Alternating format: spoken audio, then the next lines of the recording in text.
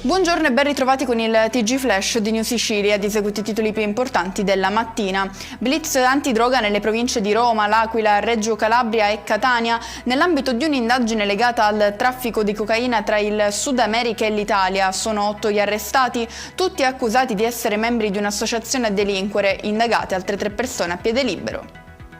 Rimane in carcere Giacomo Tamburello, il narcotrafficante in società con Matteo Messina Denaro, arrestato a maggio scorso nell'ambito di un'inchiesta della Guardia di Finanza che portò al sequestro di 200 milioni di euro, patrimonio accumulato dall'indagato in decenni di attività illegali. Il Tribunale del Riesame ha respinto l'istanza di scarcerazione.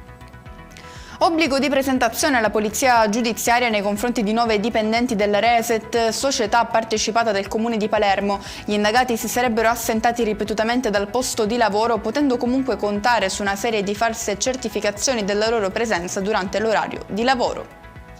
Finiscono in manette a Niscemi, in provincia di Caltanissetta, 3 minorenni, precisamente 2 sedicenni e un 14enne, per una rapina in casa ai danni di un uomo e del padre ultranovantenne, minacciati e aggrediti con l'obiettivo di portare via contanti e beni di valore. Determinanti le riprese delle telecamere di videosorveglianza per risalire all'identità dei 3 giovani.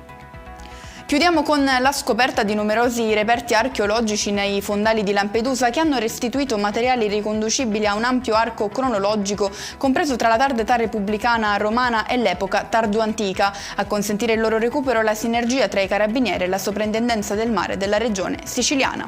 E con questo è tutto, prossimo appuntamento stasera alle 19:30. Grazie per averci seguito, buon proseguimento di giornata.